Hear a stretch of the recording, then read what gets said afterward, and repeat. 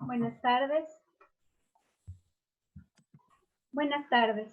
La Universidad de Cuenca y particularmente la Facultad de Jurisprudencia, Ciencias Políticas y Sociales les dan una cordial bienvenida a la conferencia magistral El Derecho frente a la Pandemia, respuestas desde los derechos humanos. Saludamos a las autoridades que nos acompañan el día de hoy, el doctor Andrés Martínez Moscoso, director del Centro de Posgrados de la Facultad de Jurisprudencia, la doctora Magnolia Preciado, directora del programa de doctorado en Derechos Humanos de la Universidad de Guadalajara, el magíster Alejandro Vanegas, profesor de Derecho de la Universidad de Especialidades Espíritu Santo. Saludamos también a docentes, estudiantes de la carrera de Derecho, estudiantes de posgrados y público en general. Les invitamos a escuchar la intervención del doctor Andrés Martínez Moscoso, director del Centro de Posgrados de la Facultad de Jurisprudencia, y nos dará a conocer sobre la ejecución de próximos eventos. Muy buenas tardes con todos y con todas. De manera especial, un saludo cordial a la doctora Magnolia Preciado y al profesor Alejandro Vanegas. Muchísimas gracias por aceptar la invitación de la Facultad de Jurisprudencia, Ciencias Políticas y Sociales y de su centro de posgrado. La intención que tenemos es precisamente compartir con docentes de fuera del seno de la Universidad de Cuenca nuevas perspectivas, análisis y balances que se han presentado tanto a lo largo de la pandemia, así como aspectos actuales del derecho que revisten un debate y, por supuesto, las observaciones por parte de los expertos. Creo que hoy tenemos dos grandes exponentes del derecho, tanto en el ámbito nacional e internacional, que nos van a hablar de un tema que creo que a muchos nos ha dejado algunas dudas en distintos estados, y es precisamente aquellas respuestas que el derecho puede dar frente a la pandemia a través de un enfoque particular de los derechos humanos. Ya nos darán las hojas de vida, Marisabel nos dará ese favor. Sin embargo, creo que es necesario destacar que en el caso de la doctora Magnolia Preciado, quien será la primera en intervenir, ya colabora con una de nuestras universidades amigas y con quien formamos parte, como es la Universidad de Guadalajara, al igual que el profesor Vanegas con la Universidad de Especialidades de Espíritu Santo.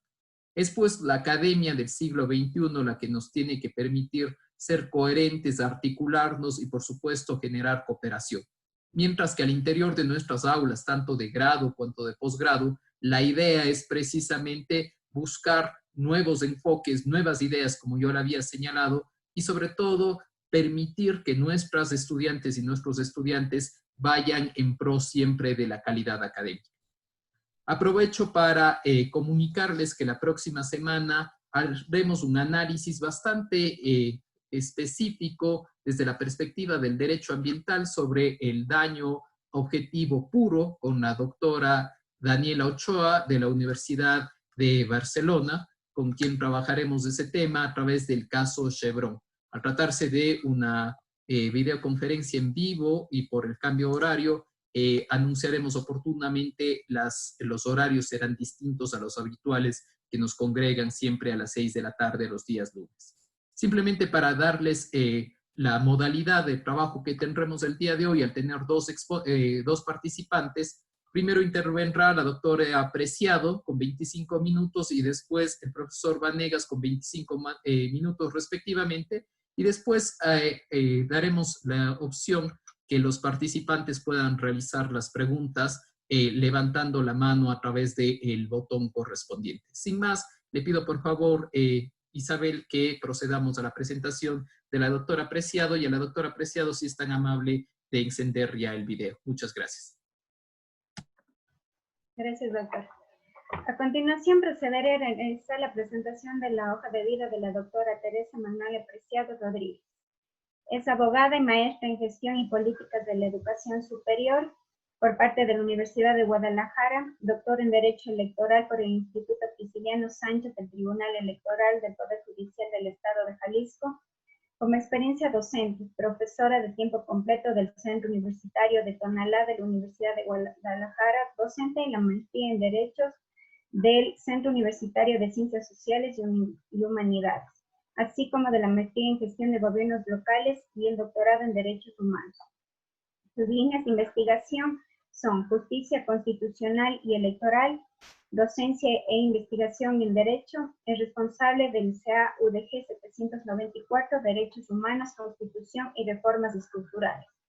Entre sus publicaciones están articulista en revistas especializadas en materia jurídica, coautor en diversos libros colectivos en materia de derechos humanos, derecho electoral y justicia constitucional.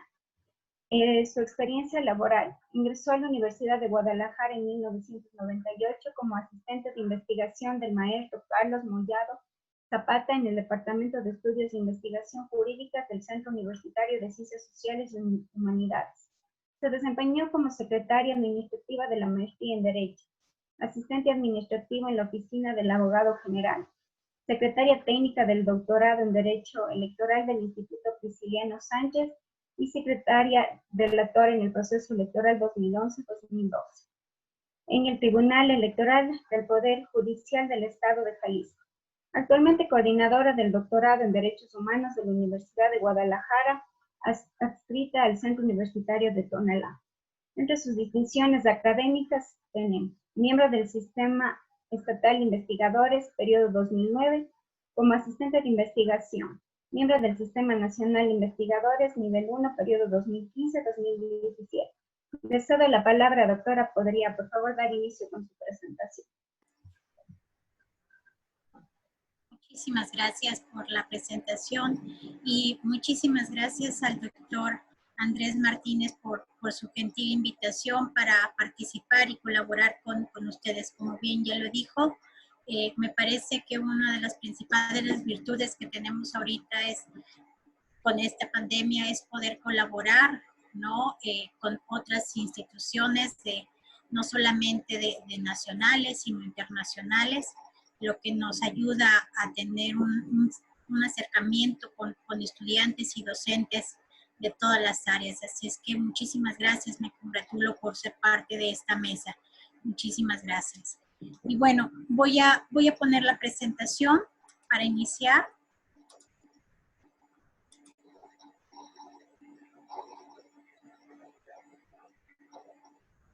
Oh. ¿Sí se ve? Sí se ve, doctora. Si le puede ampliar nada más. Está perfecto. Sí. Ya le he dado, pero el asunto de las tecnologías, listo, parece ser que ya. Bueno, pues muchísimas gracias. El tema que estaré tocando en esta breve participación son los derechos humanos y la nueva discriminación al personal de la salud, efectos del COVID-19. Que en realidad no es algo novedoso, pero la situación que ha llevado a vivir a los personales médicos, enfermeras, a personas del aseo o todo aquel que labora en instituciones de salud, esta nueva situación es verlos como un nuevo grupo vulnerable, lamentablemente. Creo que desde que iniciamos con este tema de la pandemia, en marzo, pues los hemos visto desde superhéroes hasta los villanos. Más o menos el contenido de mi exposición serán estos rubros: de superhéroes a la discriminación, detonantes, medidas de protección tomadas, sobre todo me voy a referir al estado de Jalisco, que es donde reside su servidora, la legislación nacional y supranacional y algunas consideraciones finales. Lo que les decía, me parece que hemos transitado en tan poco tiempo por grandes rubros, ¿no? Los hemos visto desde el primer momento como estos grandes superhéroes, por estas grandes personas que están en primera línea dando de todo por combatir a este nuevo virus que ha venido a trastocar todos nuestros sentidos de la vida.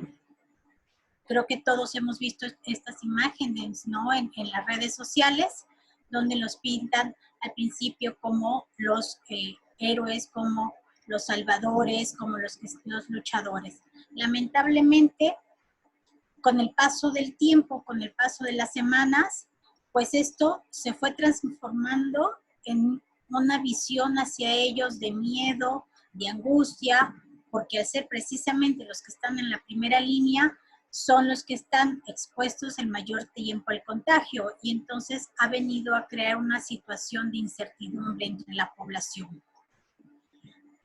Hablo con estos datos en lo que ha pasado en México y específicamente en Jalisco me voy a referir, pero CONAPRED, que es el Consejo Nacional para Prevenir la Discriminación, ¿sí? A principios de abril ya hablaba de 32 casos en total de discriminación o de ataques, ¿no?, al personal de la salud, tanto para trabajadores, médicos, enfermeras, gente de limpieza, desde personas que viven en condominios, a personas que están, inclusive a propios pacientes que están en los hospitales.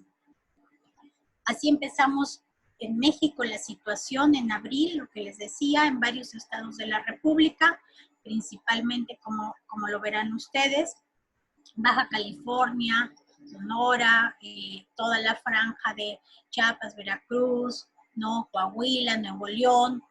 Al principio Jalisco no nos encontrábamos en esa situación, pero ahorita es uno de los estados con mayor carpetas de investigación en materia de discriminación. Esto lo teníamos a inicios de abril, ¿no? Para finales, la Secretaría de Gobernación ya estaba hablando de que tenía 47 casos registrados en contra del personal de la salud en 22 estados de la República, y de los cuales específicamente 21 eran a personal médico y enfermeras del IMSS. Por su parte, en Jalisco, confirmó a inicios de mayo ya 39 denuncias por agresiones a personal de la salud y durante esta época del coronavirus, de las cuales hasta el momento se han judicializado 13 carpetas de investigación, pero solamente se han vinculado a proceso a 8 personas. ¿Qué va? Va desde asuntos de no permitir el ingreso al transporte público, de hecho es con lo que se inició, rociarlos con cloro, rociarlos con agua hirviendo, ¿sí? Ha habido desalojos por parte de arrendatarios o mensajes por parte de los vecinos de que no los quieren transitando por las áreas comunes, agresiones verbales, amenazas inclusive con quemar hospitales. De hecho, hace poco, el 11 de junio, ya en el estado de Chiapas tuvimos una quemazón de un hospital, de ambulancias y agresiones a personal. Lamentablemente esta situación se empezó pues a salir de las manos. Se empezó a sentir una verdadera situación de discriminación, de rechazo hacia el personal que estaba dando la cara y que estaba en la primera línea enfrentando a este pues nuevo reto, a este nuevo virus que nos ha venido a cambiar todos los ámbitos de vida en que estamos. A nivel mundial, 13 organizaciones mundiales médicas y humanitarias, entre ellas contamos la Cruz Roja Internacional, destacan que entre los 120 países que conforman estas organizaciones, se tienen registrados ya 200 ataques contra personal de salud e infraestructura, todo relacionado por el COVID. Esto es a finales de mayo y además debo de decir que estas son las que se tienen registradas. Lamentablemente todos sabemos que en este tipo de situaciones pues mucho incide la cifra negra, que es la que no se denuncia, ¿no? Bueno, ¿qué encontramos? Encontramos ahora en esta nueva situación una discriminación, entendiendo, como nos los ha señalado la Comisión Nacional de Derechos Humanos, un trato distinto a las personas que son iguales y que gozan de los mismos derechos. Y este trato distinto genera una desventaja o restringe de alguna manera el derecho a quien lo debe de recibir. ¿Qué hemos encontrado? Pues que estos detonantes básicamente son el miedo, ¿no? El miedo a verse contagiado, el miedo a no saber qué les puede pasar, el miedo a que pueden morir, ¿no? Porque es mucho de lo que se está circulando, la desinformación. Lamentablemente mucho de las redes sociales lo que fomentan es esta desinformación. Lamentablemente la tecnología nos lleva a tener muchísimas ventajas porque tenemos las comunicaciones y la información vamos a un clic de distancia, pero por otro lado, si no se sabe seleccionar la información y si no puedes identificar aquellas que son noticias falsas, lo único que está generando es mayor desinformación y la ignorancia además, ¿no? No es lo mismo la gente que no tiene conocimientos, que no tiene acceso a un sistema de educación, que está alejadas en zonas, ¿no? Ya sea por región, por zonas rurales, o ya sea dentro de las mismas zonas metropolitanas que tienen una situación también de vulnerabilidad por pobreza. Todos estos factores han influido, se han mezclado para generar estos detonantes por los cuales podríamos decir que se está ocasionando lamentablemente esta situación de discriminación, ¿sí? ¿Qué tenemos en esta situación? Puede ser por estereotipos, ¿sí? Ya saben ustedes, es una imagen o una idea que tenemos comúnmente aceptada y que se distribuye, en la que se atribuyen características determinadas a cierto grupo de personas que llevan a considerarlos a todos sus integrantes o a todas ellas como portadoras de una misma característica. Lo vemos de manera exagerada, ¿no? Con ideas falsas.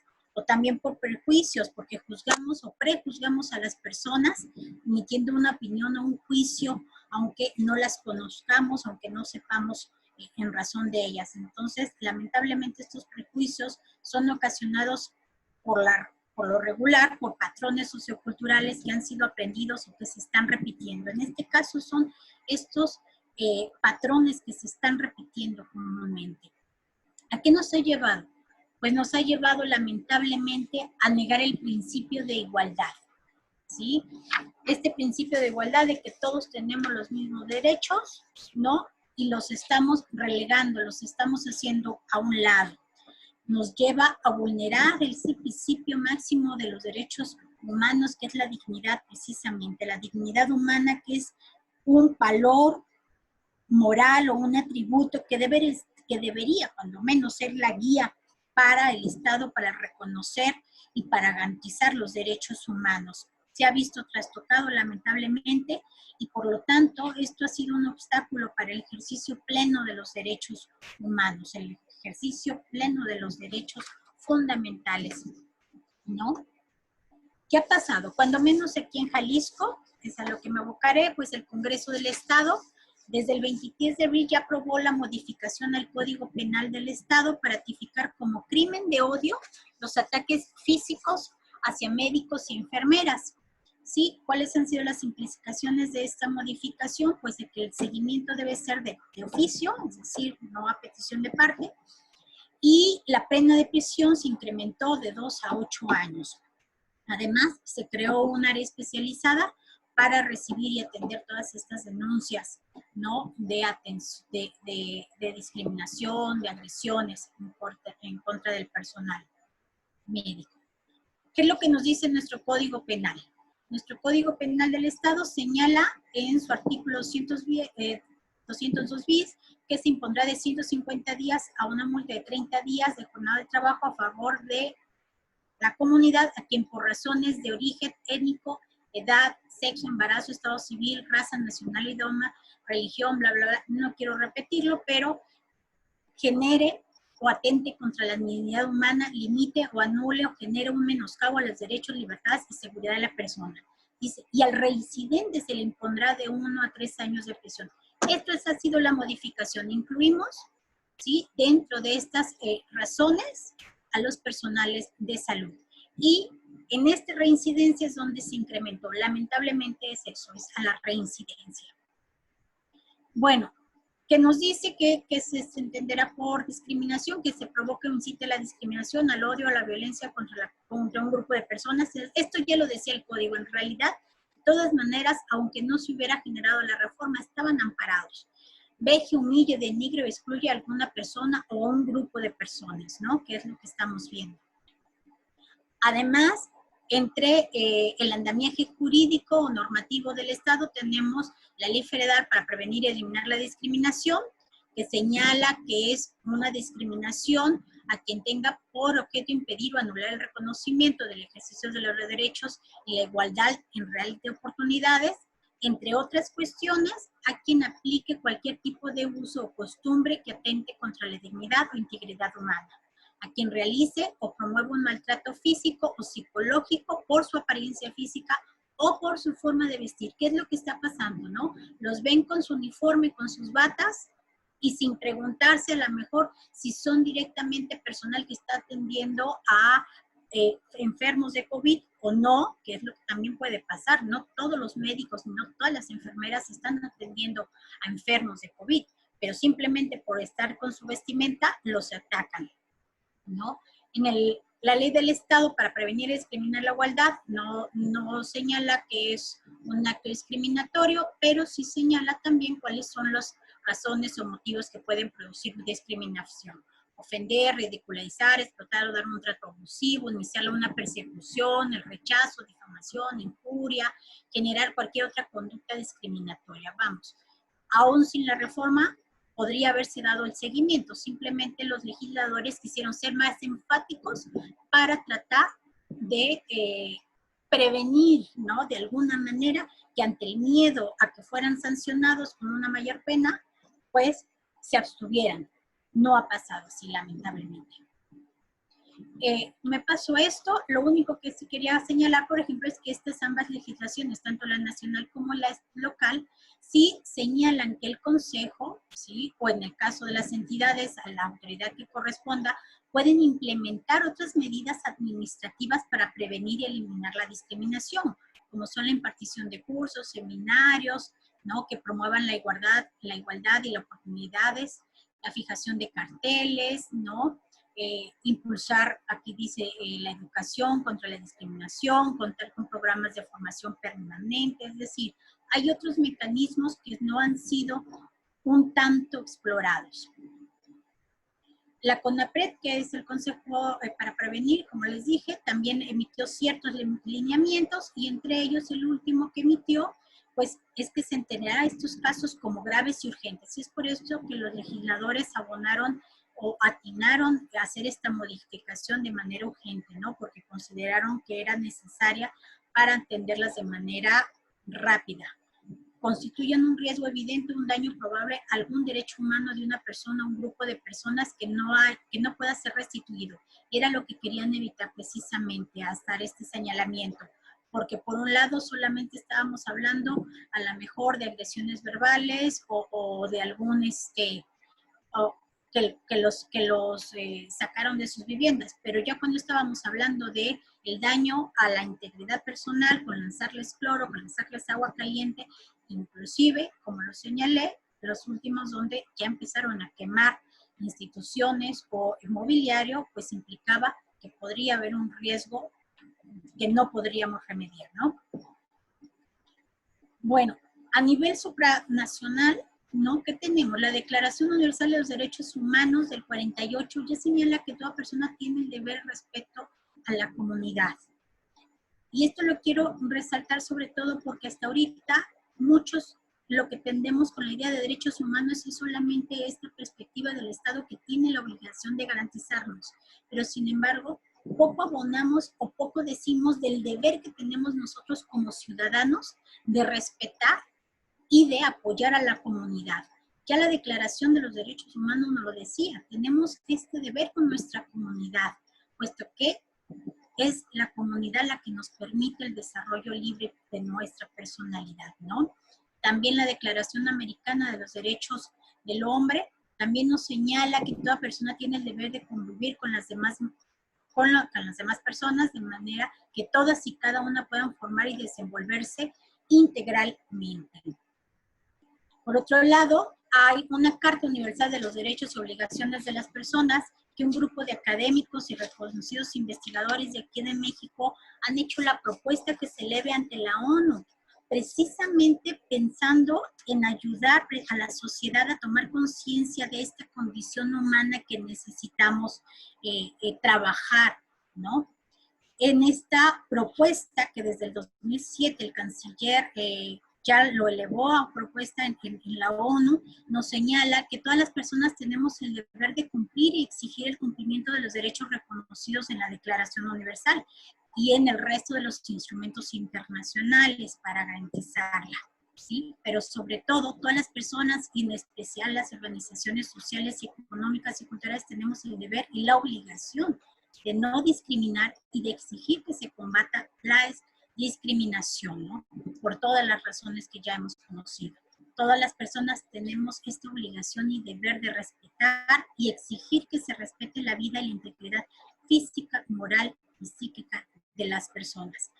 Esto es lo que se basan para hacer esta propuesta desde la visión de lo que nos decía Saramago, no sé si lo recuerdan, en el 98, ningún derecho podrá subsistir sin la simetría de los deberes que le corresponden. Y por lo tanto, con la vehemencia con que reivindicamos nuestros derechos, deberíamos también reivindicar nuestros deberes. Esta es la idea que tienen estos académicos para hacer esta propuesta. Ya para finalizar, porque creo que ya me he extendido un poquito y les pido mis disculpas, creo que lo que hemos visto con todo esto es que el odio, el miedo, la desinformación y la ignorancia, pues han sido los detonantes que nos han llevado a tener estas actuales situaciones de discriminación. Las medidas que el Estado ha tomado, cuando menos hablo en México y hablo específicamente en Jalisco, ha sido enfrentar esta problemática de manera reactiva, con la intensificación de las penas, la maximización de las penas. Sin embargo, falta la parte proactiva o preventiva para que se generen campañas de concientización. Ya ahorita empezamos a escuchar en las radios algunos que otros mensajes, pero no ha sido muchísimo de muchísima difusión. Creo que necesitamos más y más, que no vemos todavía que vamos a salir en los próximos meses rápido de esto. La obligación del Estado es mantener el Estado constitucional de derecho, así como proteger y garantizar los derechos humanos de sus pobladores. Sin embargo, existe una corresponsabilidad por parte de todos nosotros, y que es confrontar todos estos derechos con los deberes que poco reconocemos y sobre todo que poco respetamos en lo individual. Debemos aprender de las elecciones pasadas. La ONU-SIDA ya nos dice lo que para ellos fue muy productivo, ¿no? Cuando estuvieron con estas cuestiones del SIDA. Involucrar, por un lado, a las comunidades en las medidas que se generen para garantizar acciones adecuadas y eficientes. Las restricciones totales como mayor penalización no son la respuesta y puede inducir a mayores violaciones de derechos humanos. En el caso de Jalisco tenemos ahorita una situación la semana pasada que se desató con la muerte de un muchacho. Precisamente la justificación es que la detención por no usar cubrebocas. Está en la averiguación, pero ha llevado a este tipo de abusos. Combatir todas las formas de estigma y discriminación, y la mejor manera es mediante la educación y la sensibilización. El apoyo y la unidad social son base para la solidaridad y la confianza, y hay que sobre todo eliminar barreras que enfrentan las personas y que aumentan la incertidumbre, el miedo, el desempleo que estamos viendo ahorita, el costo de la atención médica, las noticias falsas. Si no atendemos estas situaciones, la desinformación, el miedo, ¿sí?, seguirá continuando y seguiremos viendo lamentablemente este tipo de situaciones. Pues por mi parte, muchísimas gracias y quedo a sus órdenes y a cuidarnos todos. Muchas gracias, doctora, por su ponencia. Le agradecemos. A continuación procederé a realizar la presentación del magíster Alejandro Ricardo Vanegas. Es docente de la Facultad de Derecho y de posgrado en la maestría en Derecho Constitucional de la Universidad de Especialidades Espíritu Santo, así como abogado en libre ejercicio principalmente en la rama constitucional. Investigador con publicaciones en Perú, México, Ecuador, España, entre otros. Diplomado en Derecho Ambiental por la Pontificia Universidad Javeriana. Diplomado en Derechos Humanos en el Instituto Interamericano de Derechos Humanos. Magíster en Derecho Constitucional por la Universidad de Especialidades de Espíritu Santo, cursando su doctorado en la Universidad Católica de Argentina. Le cedo la palabra, magíster. ¿Podría, por favor, iniciar con su conferencia? Muchísimas gracias, María Isabel. En primer lugar, quiero agradecer la gentil invitación al doctor Andrés Martínez Moscoso, a quien le tengo gran estima y admiración, director de posgrados de la Universidad de Cuenca. Asimismo, en la Universidad de Cuenca, casa que nos acoge el día de hoy, aunque sea virtualmente, y pues que está ubicada en una ciudad tan linda de Ecuador y Latinoamérica y el mundo, y a la cual le tengo mucho aprecio. Es un honor poder participar junto a la doctora Magnolia, justamente de la Universidad de Guadalajara, revista, que tiene como revista Derecho Global, una importante revista en la cual publiqué el año pasado, y pues a todos los espectadores y participantes que nos están viendo el día de hoy. Mi tema el día de hoy nace de un artículo que en los próximos días se va a publicar en el blog de la International Association of Constitutional Law, que lo llamé el No Access to Justice Ecuadorian Experience Through Pandemic, o Through Coronavirus Pandemic. Es decir, la experiencia que ha tenido el Estado ecuatoriano durante el estado de excepción y la relación con el acceso a la justicia, y el acceso a la justicia como respuesta y como un derecho humano que tiene que satisfacerse ante las violaciones que pudiesen ocurrir durante este estado de excepción. Mi intervención está separada en 4 puntos. En primer lugar, la conceptualización del acceso a la justicia. En segundo lugar, el orden normativo y jurídico que tenemos en el territorio ecuatoriano. En tercer lugar, los hechos fácticos. Y en cuarto lugar, las consecuencias y soluciones al problema. El acceso a la justicia tenemos que comprenderla a las luces de lo establecido en el artículo 1 de la Constitución de la República del Ecuador, que establece que estamos en un Estado constitucional de derechos y justicia. Es decir, se interpreta, se pone a la justicia como un valor fundamental, como un camino, como una guía, como una estrella a seguir para todos los actos tanto públicos como privados, es decir, ambas esferas se ven relacionadas y se ven guiadas por la justicia. Y asimismo su relación con la protección de los derechos consagrados tanto a nivel constitucional como en tratados internacionales. Esto nace como consecuencia de esta corriente garantista, es decir, este cambio metodológico e ideológico en nuestra estructura y sobre todo en la administración de justicia, que permite implementar herramientas, mecanismos, armas jurídicas para poder satisfacer, salvaguardar aquellos derechos consagrados tanto a nivel nacional como internacional. Y asimismo que tiene una íntima relación con la supremacía constitucional, entendiéndose que aquellos preceptos y principios jurídicos establecidos en nuestro texto constitucional son los que regulan y a los cuales se adecúan los actos de las esferas públicas y privadas.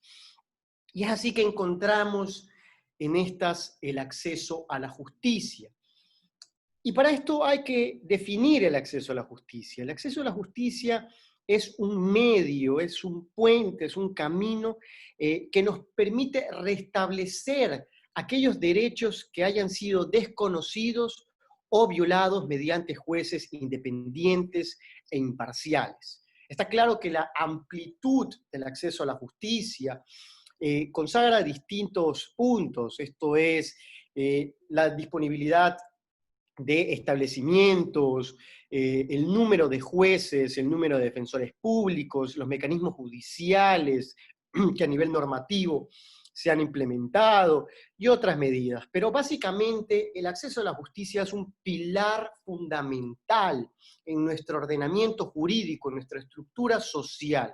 Tanto así que todo ciudadano que ve sus derechos afectados, vulnerados o desconocidos, lo primero que hace es acudir mediante estas herramientas judiciales ante la administración de justicia para que estos sean salvaguardados, para que estos sean debidamente satisfechos. Y es así que se han establecido estándares a nivel internacional que permiten satisfacer realmente este acceso a la justicia. Encontramos en primer lugar la disponibilidad. Esto es, que existan establecimientos tanto en zonas urbanas y especialmente en las rurales, para que se pueda acudir a la fiscalía, a la administración de justicia y poder llevar a cabo procesos judiciales. En segundo lugar, la justiciabilidad, y esto es como elemento, como capacidad, como poder de presentar garantías jurisdiccionales, de presentar estas herramientas que se encuentran señaladas en nuestro texto constitucional. En tercer lugar, la accesibilidad, que tiene relación con que los sistemas de justicia puedan costearse por la ciudadanía, es decir, que no sean elitistas, sino que pueda las personas que no se encuentren con los debidos ingresos acudir a estos sistemas de justicia y presentar sus herramientas y garantías para satisfacer sus pretensiones. En cuarto lugar, una buena calidad de administración de justicia, que la administración de justicia se lleve a cabo cumpliendo los estándares nacionales e internacionales, como la independencia, como la imparcialidad, como una resolución pronta y oportuna, como el respeto a las normas convencionales y de tratados internacionales. En quinto lugar, la aplicación de los recursos, y esto es que las decisiones judiciales se vean satisfechas y se vean cumplidas. Y en sexto lugar, la rendición de cuentas de los sistemas judiciales. Esto es que aquellos operadores de justicia que se hayan abierto, hayan actuado en contra de la ley, se vean sancionados, se vean castigados. ¿Para qué se necesita cumplir con estos estándares de acceso a la justicia? Para superar 4 barreras claramente establecidas. Barreras económicas, como consecuencia de la desigualdad, de la extrema pobreza, de la desconfianza que pudiesen tener los ciudadanos, sobre todo en Latinoamérica, a acudir a la administración de justicia. Las barreras relacionadas con la información, y esto es que los ciudadanos desconozcan de los derechos que tienen, de la posibilidad de presentar herramientas que tienen para satisfacer sus propios pretensiones o satisfacciones que desean. Barreras relacionadas con la cultura, y esto es en relación a las costumbres y a los idiomas. Y por último, las barreras físicas, que ya vamos a hablar de esto al final como una solución a lo que ha estado sucediendo en el Ecuador durante el estado de excepción. Pero básicamente el acceso a la justicia es esa base que permite presentar estos recursos, estas garantías, para que nuestros derechos se vean salvaguardados. Y lamentablemente, y antes de entrar a lo que sucedió fácticamente, vamos a entrar al aspecto normativo, al orden jurídico ecuatoriano que permite garantizar este acceso a la justicia realmente. En primer lugar, hay que hablar del artículo 3º, numeral 1 de nuestro texto constitucional, donde se establece que es un deber primordial del Estado satisfacer los derechos consagrados tanto en la Constitución como en los tratados internacionales. Y asimismo tenemos el artículo 11º, numeral 3º, que todos lo conocemos, cuando se habla de la justiciabilidad de los derechos, esto es, la capacidad de presentar garantías para satisfacer cualquier derecho que se encuentre consagrado en la Constitución, y que la administración de justicia, luego el debido proceso, podrá, si es que ese es el caso, satisfacer aquellas necesidades, aquellas vulneraciones. Asimismo, esto tiene estrecha relación con el artículo 75 de nuestra Constitución, donde se habla de la tutela efectiva tanto en ámbito judicial como administrativo, pero sobre todo con el acceso a la justicia, que la Corte Constitucional Ecuatoriana la ha visibilizado como el primer elemento de esta tutela judicial efectiva. Y esto tiene estrecha relación y concordancia con normas internacionales. En concreto hablaré de 2, el artículo 8º de la Declaración de los Derechos Humanos, donde habla la posibilidad de tener un recurso efectivo, rápido, para presentar, en todo país, para presentar y para poder satisfacer los derechos de los ciudadanos, y que está en directa concordancia con el artículo 8º también de la Convención Americana sobre Derechos Humanos, donde establece también un recurso efectivo, rápido, para satisfacer los derechos convencionales. ante esto, hay que hablar que el acceso a la justicia es un elemento del debido proceso de ese artículo 8 que se llama Garantías Jurisdiccionales de la Convención sobre Derechos Humanos, es un elemento del debido proceso para la Corte Interamericana de Derechos Humanos. Es decir, tanto conceptual como normativamente, la relevancia del acceso a la justicia no tiene lugar a dudas. Y su vigencia en un Estado constitucional de derechos tiene que ser permanente, tiene que ser constante. Pero lamentablemente eso no sucedió o no ocurrió durante el estado de excepción. Y aquí es donde vamos a hacer un análisis profundo.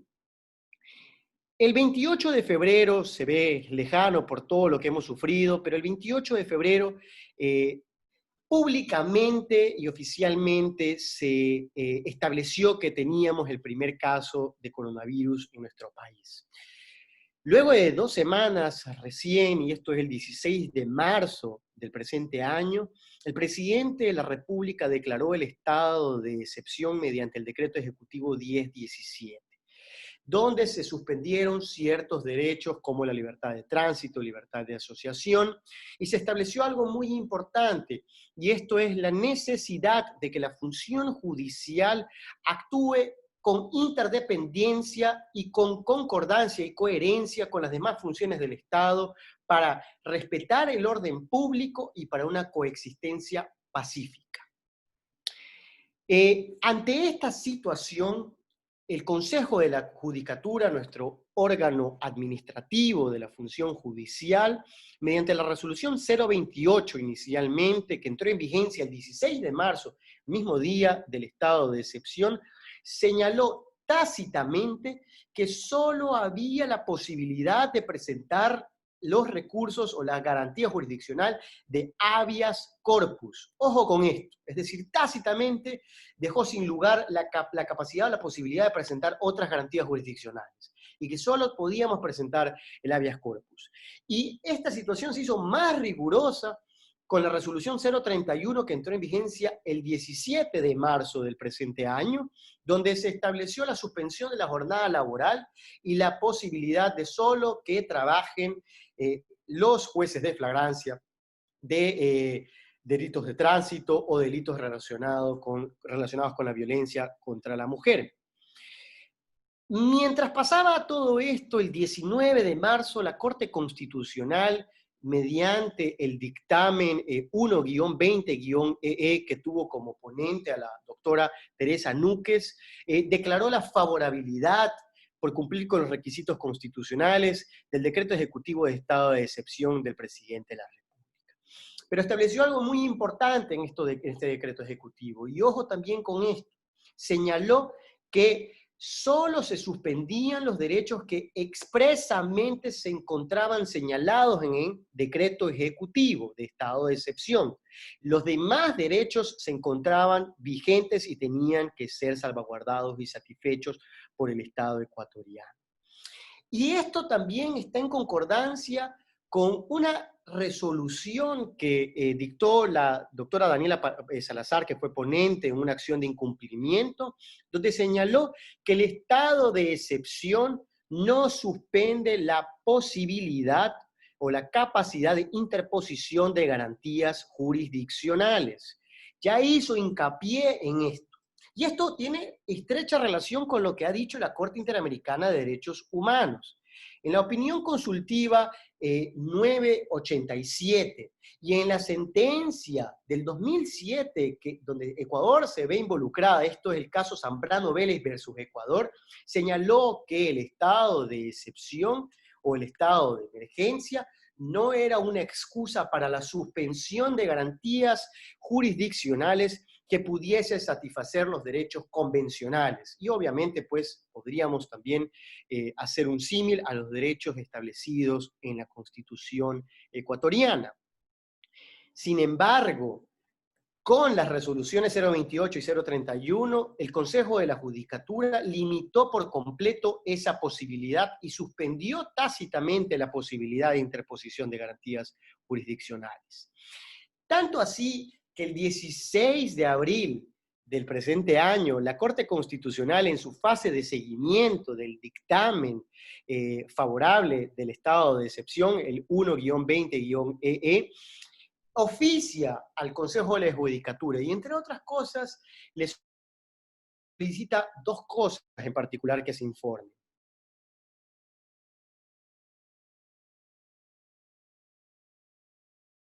Ha imposibilitado o suspendido la posibilidad de presentar garantías jurisdiccionales a excepción del habeas corpus. Esto de aquí, al día siguiente, el 17 de abril, fue contestado en la resolución 038 del Consejo de la Judicatura y señaló que existió una confusión y que ellos jamás suspendieron la interposición de las garantías jurisdiccionales. Y asimismo, en el artículo 1 de esta resolución, amplió la posibilidad para presentar garantías jurisdiccionales en 6 provincias, entre las cuales se encontraba Azuay y Guayas. Los Ríos, El Oro, Pichincha, etc. ¿Qué tuvo como consecuencia todo lo que les acabo de narrar?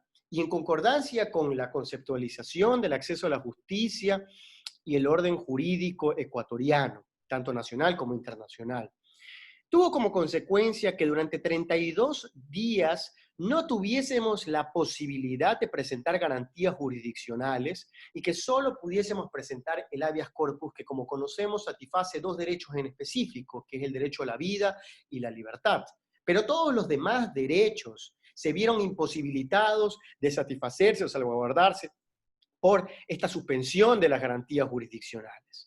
En segundo lugar, y aquí hay que hablar de una investigación que hizo el Global Open Access of Justice a nivel mundial, esto es en 51 países, que estableció que en 61, entre los cuales estaba Ecuador, que en 61% de estos países hubo violación de derechos humanos como pretexto del estado de excepción, y que solo el 41% suspendió la administración de justicia por esta situación, entre las cuales obviamente se encontró Ecuador. Es decir, fue grave esa suspensión, porque a pesar de ya haber sido sancionado el Estado ecuatoriano en una sentencia de la Corte Interamericana de Derechos Humanos, y también ante lo manifestado por la Corte Constitucional, no tuvimos acceso a la justicia durante 32 días. Una situación que claramente vulneró por completo la estructura social y jurídica de nuestro Estado ecuatoriano. ¿Qué soluciones podemos encontrar para prevenir que nuevamente ocurra esta situación? Y esto es la posibilidad de la justicia digital. Ya he tenido experiencia en distintas audiencias utilizando el sistema Policom, por ejemplo. Ya el Consejo de la Judicatura amplió las licencias, también tiene licencias de Zoom y otras plataformas para poder llevar a cabo audiencias virtualmente. Asimismo, la Corte Constitucional, adaptándose ante la emergencia que hemos vivido y ante la pandemia terrible y trágica que ha vivido a nivel mundial y nacional, se ha vivido a nivel mundial y nacional, estableció el sistema SAC. Es un sistema en línea para presentar las acciones ante la Corte Constitucional. El día de hoy, por ejemplo, presenté una acción de incumplimiento con una firma electrónica y sin mayor complicaciones, más que entrar, registrarme en el sistema y subir los documentos y la demanda. ¿Qué quiero decir con esto? El Estado ecuatoriano no puede volver a suspender las garantías jurisdiccionales. El órgano administrativo del Consejo de la Judicatura debe prevenir que vuelva a ocurrir una suspensión de este tipo, y que no es situación de este foro, pero que la justicia digital va a ser importante, primero para superar las barreras físicas de las cuales hablé hace unos momentos. Segundo, para cumplir con esos estándares internacionales de accesibilidad y justiciabilidad. Y esto es que ante situaciones de emergencia tengamos la posibilidad de presentar recursos, garantías por vía digital, por vía en línea.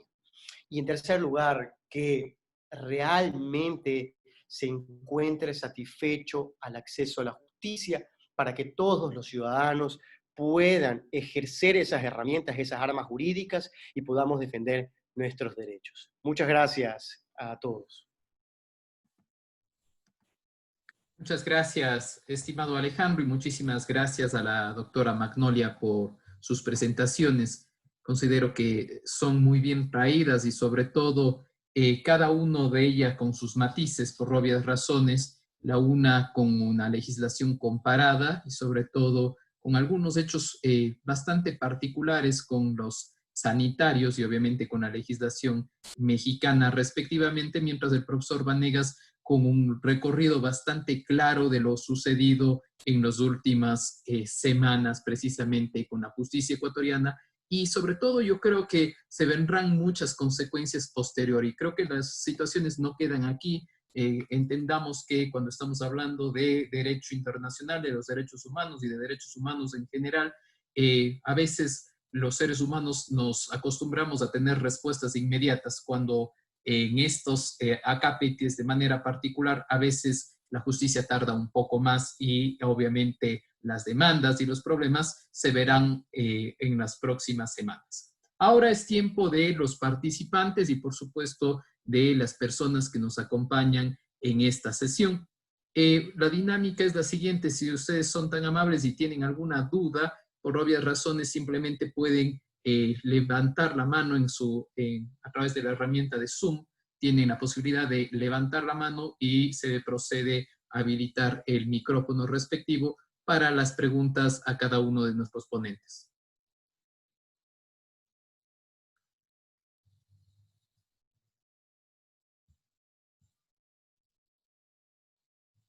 Hasta que los participantes se animen a las preguntas respectivas, yo me permitiría hacer una primera pregunta a los ponentes y por supuesto en el orden de participación que los vayan contestando. Yo quisiera saber cuáles creen que van a ser los retos a mediano y a largo plazo que vamos a tener en relación con sobre todo el tema de algunos derechos tales como movilidad y sobre todo también de protección de datos personales de manera específica. Vemos que, por ejemplo, en los casos de Corea del Sur, donde se nos dice que se ha manejado muy bien la pandemia, no voy a poner el caso de China porque sería muy cuestionable hablar del tema de derechos, pero hay una restricción, por ejemplo, en temas de conocer datos muy personales como temperatura, etcétera, precisamente a través de medios electrónicos. Y una segunda pregunta que la va a hacer en este momento también Byron Muñoz.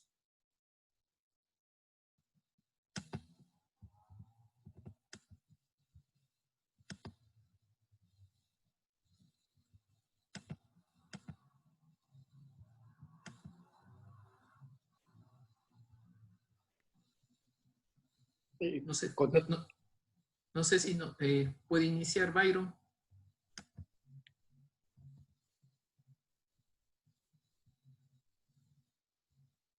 Bueno, empecemos primero contestando las preguntas tanto la doctora Magnolia y el profesor Vanegas y después le damos la palabra a ustedes, Byron.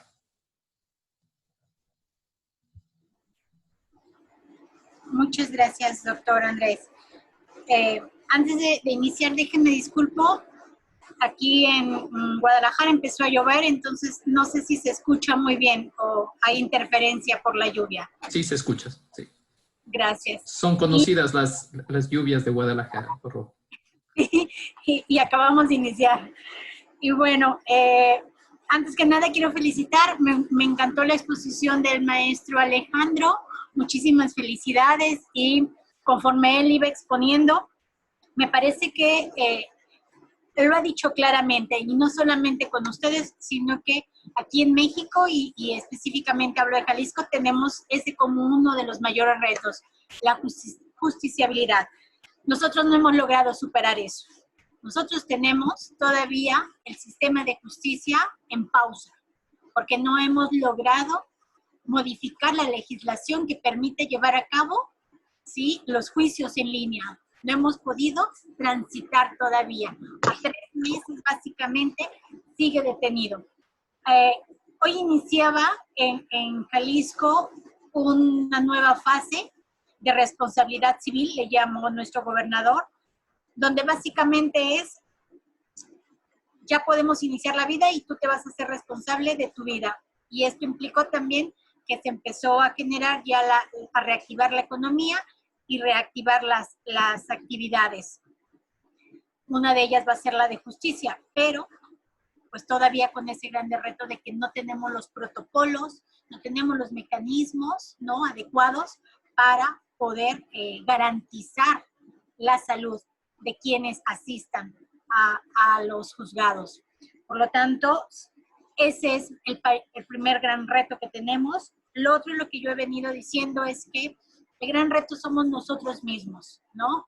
Porque no basta que el Estado genere las condiciones, genere los mecanismos, si uno en lo individual no genera la conciencia y se responsabiliza, de este deber que tenemos como ciudadanos, ¿no?, con nuestra propia comunidad, no vamos a poder seguir adelante.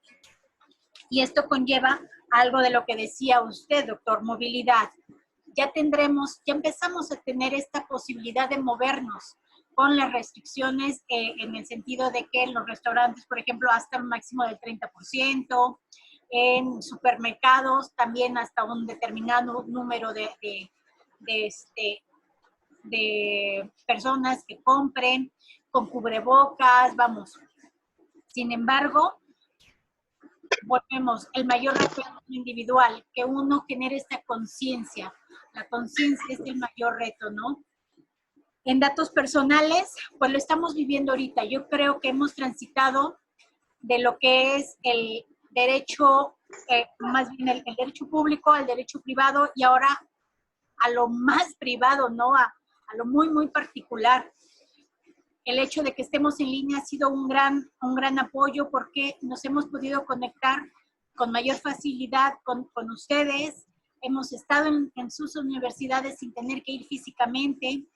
Sin embargo, lo que ha pasado es que estamos abriendo nuestras casas, nuestras oficinas, ¿no? No solamente a una comunidad pequeña, sino a nivel internacional, ¿no? Lo privado deja de ser privado. Y entonces me parece que aquí tenemos un pequeño línea que tendríamos que cuidar para no cruzarla. Y estas son las nuevas líneas que tendremos que estar cuidando, ¿no? Donde lo privado se vuelve, no tendría que ser particular, ¿no? Entonces, creo que ese es uno de los grandes retos. Y bueno, dejo hasta aquí mi participación. Muchas gracias, doctora Magnolia. Profesor Vanegas, por favor. Primero agradecerle a la doctora Magnolia por sus atentas palabras, su gentil palabra de felicitaciones. Para mí, nuevamente, reitero, es un honor poder participar junto a usted y también junto al doctor Andrés Martínez. En relación a la movilidad, yo creo que vamos a tener una estrecha relación con el derecho a la salud. Y yo quiero enfocarme en lo segundo, el derecho a la salud. El derecho a la salud, comparto con lo que ha dicho el profesor Luigi Ferrajoli en los últimos meses. Tenemos que verlo desde un constitucionalismo global y tenemos que verlo no como un ámbito del derecho privado, sino del derecho público, es decir, una protección a este bien público tan importante y que se ha evidenciado fundamental en estos momentos que hemos vivido. Por lo tanto, la obligación del Estado de procurar que, a pesar de aperturar el tránsito en cierta medida, con ciertas fases, con cierto distanciamiento, tenga la posibilidad de que si existiese algún nuevo rebrote o que si es que las personas pudiesen estar en un estado de gravedad, puedan satisfacer, puedan salvaguardar ese derecho tan importante. Que lo vean como un bien y como un servicio y que no se vea como un mercado o algo de utilidad mercantil. Y en relación a los datos, esto es algo que yo comparto, que lo dice el doctor Antonio Rovira. Estuve el año pasado en la Universidad Autónoma de Madrid, y él señalaba algo muy importante. De hace 30 años hemos avanzado muchísimo en la protección de ciertos derechos, eso es indudable, pero asimismo hemos retrocedido en otras, y usted va a compartir conmigo, doctor.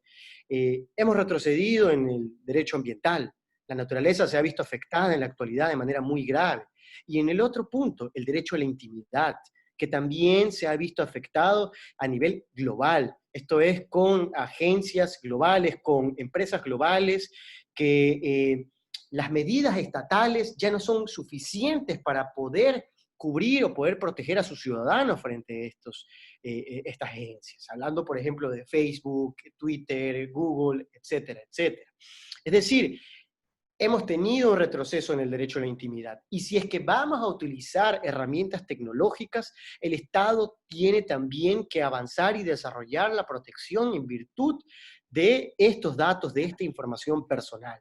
¿Para qué? Para satisfacer ese derecho a la ciudadanía que hasta la actualidad, reitero, ha tenido un retroceso muy importante. Muchas gracias, profesor Vanegas. Ahora sí le damos la palabra a Byron Muñoz y después a Mariuxi Mora. ¿Cómo está? Buenas noches. No sé si me escuchan ahí. Sí, lo escuchamos. Buenas noches. Sí, mi inquietud va encaminada, bueno, va dirigida al profesor Alejandro Vanegas.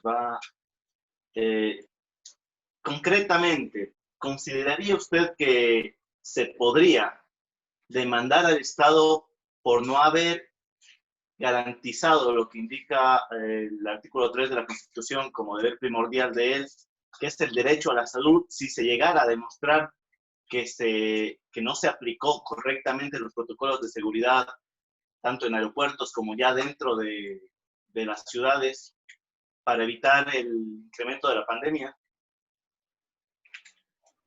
Muchas gracias. Y vamos con la segunda pregunta también para que las puedan contestar. Por favor, Mariuxi Mora tiene la palabra.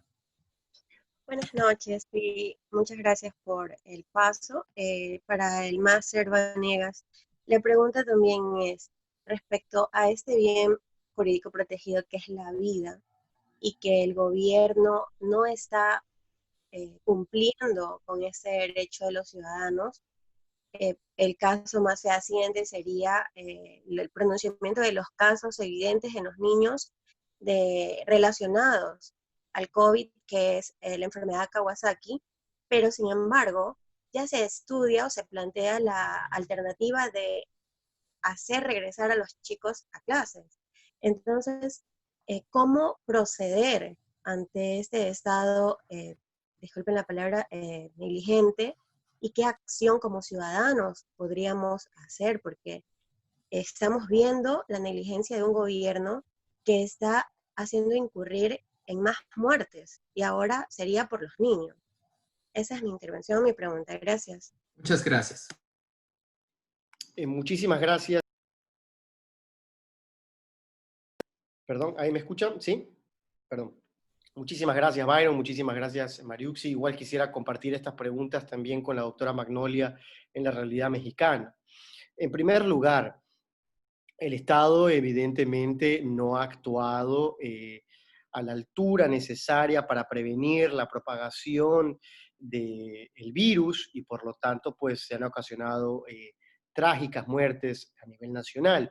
Yo quiero hablar simplemente desde el ámbito jurídico y abrirnos de un tema netamente político, pero considero, por ejemplo, en el tema de la desaparición de los cuerpos, que hasta la actualidad no se han encontrado y lamentablemente temo que no van a encontrarse, que hay una responsabilidad estatal muy clara, y en otras medidas y en otras situaciones. Pero como le dije, quisiera entrar netamente al tema jurídico y abrirme de un tema político.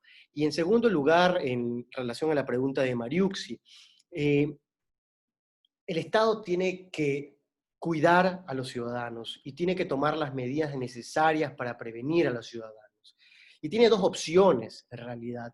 Esto es, si es que vamos a tener medidas restrictivas que pueden, sí, limitar el comercio, limitar otros tipos de actividades, o vamos a permitir este tipo de actividades a pesar de sacrificar el derecho a la salud en mayor o menor medida.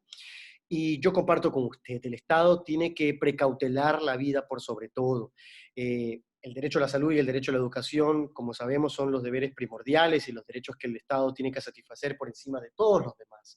Y por lo tanto, si es que está el riesgo de la salud de los menores, a pesar de que hay dificultades o que hay que adaptarse a estos sistemas educativos virtuales, yo considero que esta medida tiene que mantenerse hasta que sea seguro para ellos y para todos los ciudadanos poder retomar las actividades normales.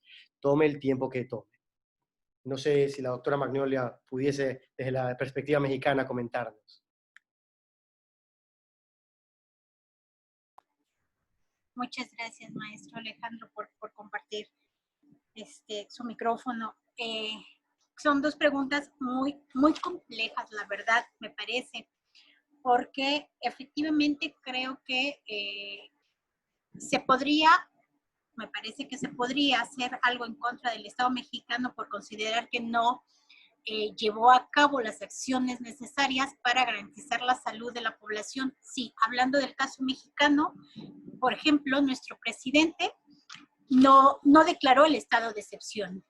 Aquí nuestra Constitución, en el artículo 29, establece que en casos de invasión, perturbación o grave de la paz pública o cualquier otra situación que ponga en grave peligro a la sociedad, entonces el presidente, y solamente el presidente, con la aprobación del Congreso, podría emitir este estado de excepción y suspender en el país o en alguna parte del país derechos, ¿no? El ejercicio de los derechos, no todos. Nuestra propia Constitución establece, por ejemplo, cuáles no son los que pueden suspenderse ni restringirse. Claro que el de la vida, claro que el de la integridad, el protección de la familia, vaya, es muy clara.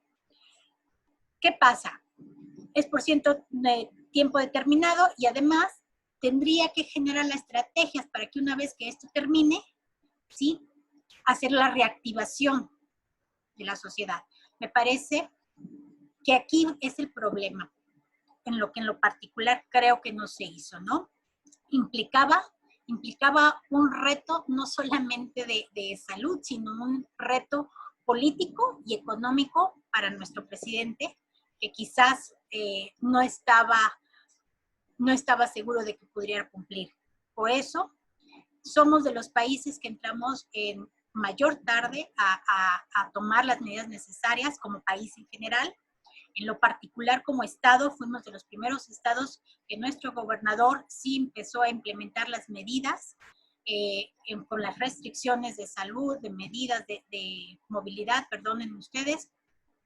Lamentablemente, ¿qué es lo que pasó? Como en otros estados, que luego se tomaron atribuciones que no le correspondían a los gobernadores, sino al presidente, que era esta restricción de movilidad de manera obligatoria y que llevó a que elementos de seguridad pública violentaran derechos fundamentales, ¿no?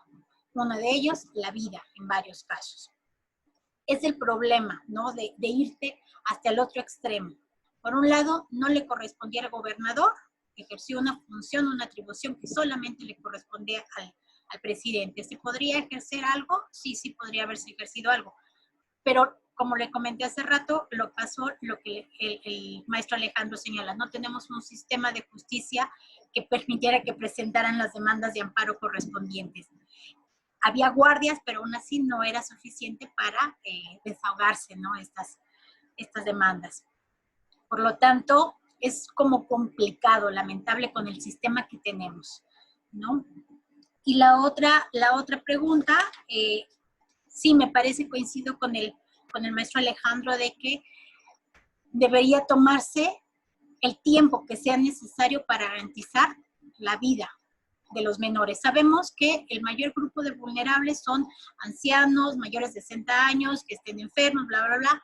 Los menores no son un grupo vulnerable. Sin embargo, al permitirles que estén expuestos, ¿no?, a convivir con otros menores que conviven con mayor gente, estamos exponiendo que el contagio se propague. Por lo tanto, no es solamente que ellos se enfermen, sino que generen mayores infecciones, ¿no? Por lo tanto, sí deberíamos tomar con mayor precaución esta situación. Nosotros, en México, el gobierno decidió, gracias a Dios, terminar el ciclo escolar, que termina esta semana precisamente, de manera virtual. El problema y el reto es que no tenemos, si esto tuviera que extenderse para iniciar el próximo ciclo escolar de manera virtual, en realidad no tenemos, cuando menos en la educación básica, lo suficiente para garantizar el acceso a una educación de calidad. La teleeducación, que es lo que trató de implementar el gobierno de la República, la verdad no ha sido lo funcional que se requiere, sobre todo pensando en regiones, apartados que no tienen acceso ni siquiera, ¿no?, a señal de televisión, no digamos a señal y redes de internet, ¿no? Entonces, es un poco complejo porque además, lo que les decía hace rato, yo no veo que esto vaya a resolverse rápido. Mientras no tengamos una vacuna, y bueno, tengamos en cuenta lo que pasó en la pandemia, ¿no?, de la gripe española, cuánto tiempo pasó para tener una vacuna, ¿no? Entonces, deberíamos empezar ya ahorita a tomar acciones, a generar nuevas estrategias para saber qué vamos a hacer, preveniendo, sobre todo, y ponderando la vida. Muchas gracias, doctora Magnolia. Y es muy interesante saber que hay temas que parecen lejanos cuando más bien nuestras realidades son muy similares tanto de Ecuador y como de México. No sé si el profesor Vanegas tenía algo más que señalar a las preguntas. Caso contrario, pasaríamos a la última pregunta de Marlon Peláez. Tiene la palabra Marlon, por favor. Buenas noches con todos. Agradecido por la conferencia. Temas muy interesantes que hoy en día nos amerita un criterio y estar al día sobre todo en el conocimiento. Existe un tema muy en boga también con relación al derecho al trabajo.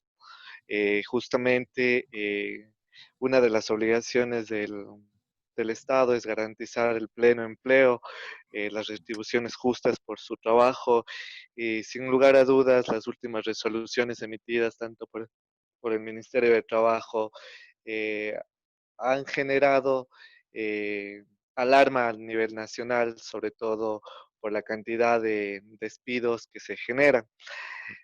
A esto quisiera escuchar el criterio de cada uno de los exponentes con relación cuál es tu posición jurídica o su criterio frente a la cantidad de despidos que existe, tomando en consideración que la Corte Interamericana de Derechos Humanos había emitido una resolución en la cual establece que los estados tienen la obligación de garantizar el pleno empleo, las retribuciones justas y los salarios, para de esta manera garantizar el sustento económico de todos los ciudadanos. Pero sin embargo, hoy en día esa situación no se está garantizando tanto en el sector público como en el sector privado.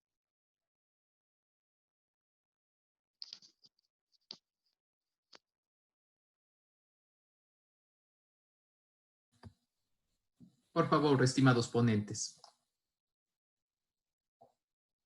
¿Le doy la palabra a la doctora Magnolia o para, Tal vez si inicia usted, estimado Alejandro, que está en uso de la palabra, y después concluiría la doctora Magnolia. Muchísimas gracias, perdón por el atrevimiento. Muchas gracias por su pregunta. Mire, yo voy a hacer un análisis breve sobre el proyecto de ley humanitaria y las resoluciones del Ministerio de Trabajo que usted habla. En efecto, el Estado ecuatoriano tiene que procurar un empleo con una retribución justa, digna. Y lo que hay que combatir es el subempleo o el desempleo.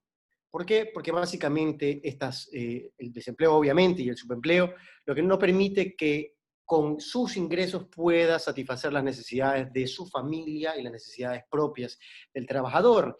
Y aquí comparto también con Robert Alexi, cuando habla que la libertad jurídica es una ficción si no va de la mano de la libertad fáctica. ¿En qué sentido? En que si las personas no tienen los recursos necesarios para poder proponerse metas y alcanzarlas, la libertad jurídica no sirve de nada, porque la persona no va a tener la posibilidad de alcanzar dichas metas, sea de educación, sea de comprar una vivienda, etcétera, etcétera, etcétera. Y para esto es importante considerar algo que ha dicho la Corte Constitucional colombiana, y quiero hacer mención brevemente a esto. Lo señaló en la sentencia, voy a permitirme leerlo, C038 del 2004. que dice cuándo se puede justificar la regresividad del derecho al trabajo. Recordando que existe el principio de progresividad y que hay circunstancias, situaciones que pudiesen justificar una regresividad, pero tienen que cumplir con 3 puntos esenciales. Primero, que las medidas no fueron tomadas inopinadamente, sino que se basaron en un estudio cuidadoso. Cuando vemos las resoluciones del Ministerio de Trabajo y el proyecto de ley humanitaria, tanto en los informes de la Asamblea como en la exposición de motivos de la ley que envió el presidente de la República, vemos que no hay un estudio cuidadoso para establecer cuánto tiempo tiene que entrar en duración, cuánto tiempo se tiene que reducir la jornada emergente de trabajo, si es que la modalidad de contratación definida está justificada y va a permitir mayor empleo. Ese punto es importante.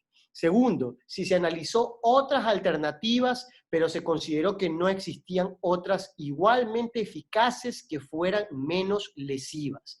Y también, si usted ve los informes del debate en las comisiones y en el debate del proyecto de ley humanitaria, no va a evidenciar que se propuso otras soluciones u otras alternativas para tratar de afectar lo menos posible al derecho al trabajo.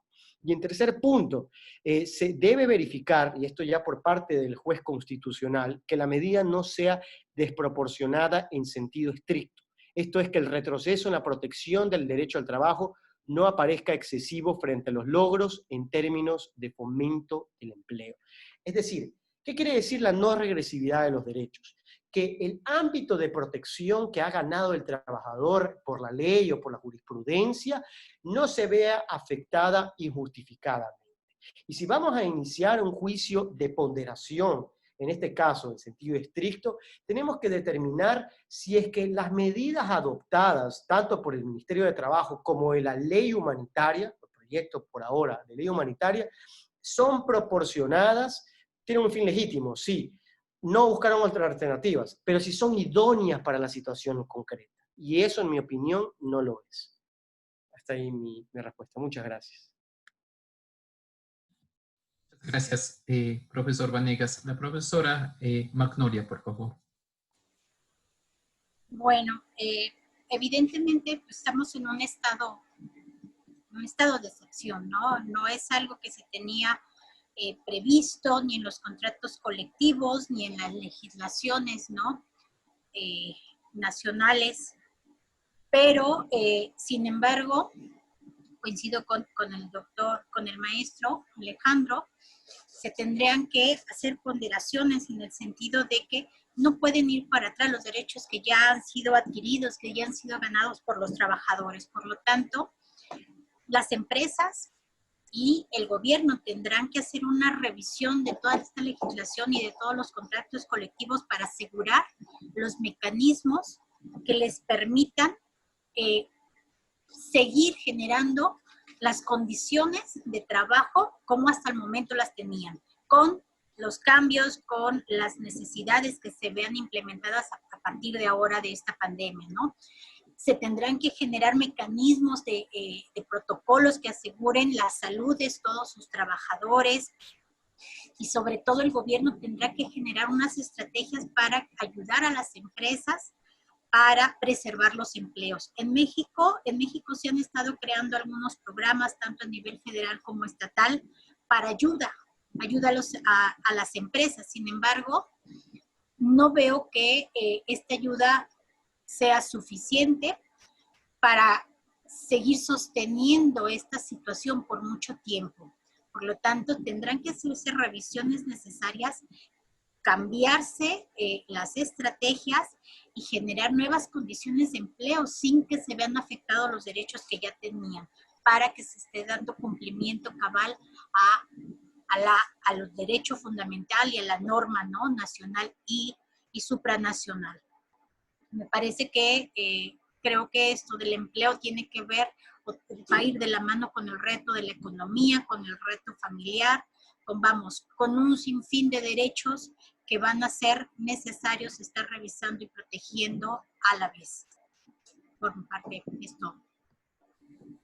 Bueno, muchísimas gracias por las respuestas, muchísimas gracias a todos quienes nos han acompañado esta tarde y noche, que la tecnología nos ha permitido estar desde distintas latitudes. Agradecerle al profesor Vanegas desde Guayaquil, a la profesora Magnolia desde Guadalajara y a cada uno de ustedes que nos han seguido desde distintas partes del mundo. Es para la Facultad de Jurisprudencia, Ciencias Políticas y Sociales realmente un gusto haberles tenido en esta casa virtual y esperemos que en una próxima oportunidad sea obviamente de manera presencial.